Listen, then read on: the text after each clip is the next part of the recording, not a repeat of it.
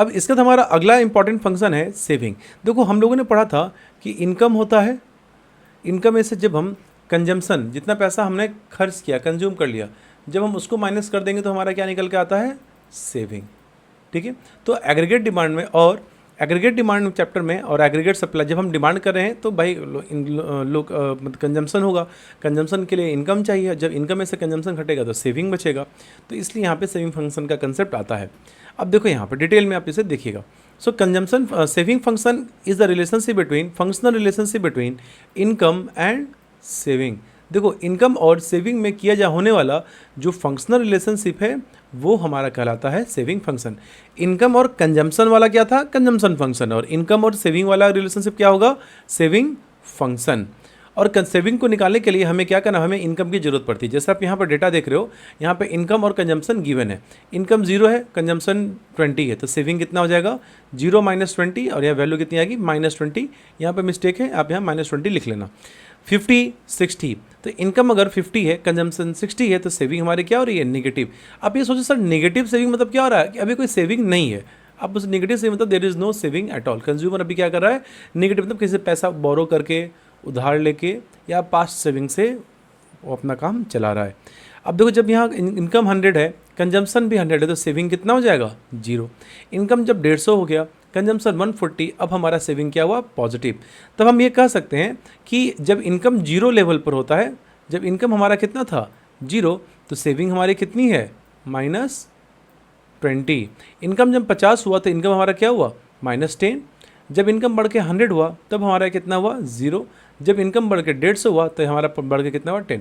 तो आप देख सकते हो सेविंग फंक्शन हमेशा निगेटिव से, एक्स एक्सिस से नीचे से जा रहा है। ये 4th क्वाड्रेंट से स्टार्ट कर रहा है, जहाँ पे एक्स की वैल्यू क्या होगी, नेगेटिव होगी, तो वाई की वैल्यू सॉरी नेगेटिव होगी। अब यहाँ से ये धीरे धीरे ऊपर की ओर जा रहा है। तो ये है हमारा सेविंग फंक्शन का ग्राफ। ठीक है, तो जब हमारा इनकम 100 है तो हमारा सेविंग कितना है, 0। और आप इस पॉइंट पे यहाँ देख रहे होगे, ये इसके इक्वल हो जा रहा है, किसके इक्वल, इनकम के इक्वल हो जा रहा है। आप यहाँ पे ध्यान से देखना। ठीक है, यहाँ पे एक्स की वैल्यू कितनी है, 0 है, और हमारा सेविंग भी कितना है, 0 है। ठीक है, तो ये था हमारा saving function, and I hope this is clear to you. और again this is also a positive slope. अब हमारा आता है स्लोप ऑफ सेविंग फंक्शन या मार्जिनल प्रोपेंसिटी टू सेव। देखो जैसे हम लोगों ने मार्जिनल प्रोपेंसिटी टू कंज्यूम में पढ़ा था कि फॉर्मूला क्या था, delta C by delta y, तो यहाँ पे भी फॉर्मूला क्या हो जाएगा, delta S by delta y. तो देखो marginal propensity to save, it is slope of saving line. It refers to the rate at which S increases with respect to a given increase in Y. देखो जब Y में जिस speed से change हुआ, जिस rate से change हुआ, मतलब उसका जब हम रेशियो निकालते हैं कि इनकम में चेंज होने से हमारे सेविंग में क्या चेंज आ रहा है। जब हमारा इनकम बढ़ा, जब when there is change in income, additional change की बात होती है, तो हमारे सेविंग में कितना चेंज आया। It indicates the proportion of additional income that goes to saving. जब कंज्यूमर का इनकम बढ़ता है तो वो इनकम में जितना चेंज हुआ उससे हमारे सेविंग में कितना चेंज आया, इसी को हम कहते हैं MPS। It is measured at the ratio between delta S and delta Y, and MPS is equal to delta S by delta Y, and this is known as marginal propensity to save. अब जैसे यहाँ पे देखो income में change कितना हुआ, income में हमारा चेंज कितने को देखने को मिल रहा है हमें, 50 का, और हमारे सेविंग में कितने का चेंज देखने को मिला, 10 का। ठीक है, तो इसी के जब हम रेशियो निकालेंगे ना तो वही हमारा क्या कहलाएगा, MPS। और यहाँ पे ये ग्राफ है, ये ग्राफ से मेरे ख्याल से आपको क्लियर हो जाएगा।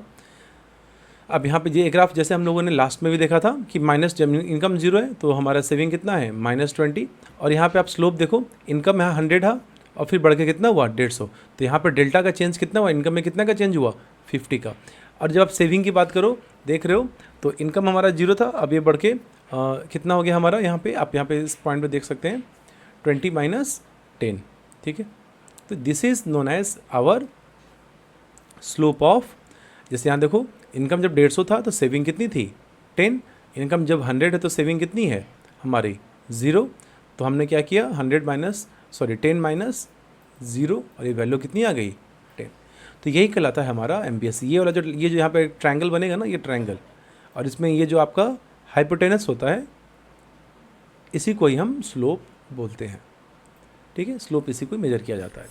सो I hope this is clear to you.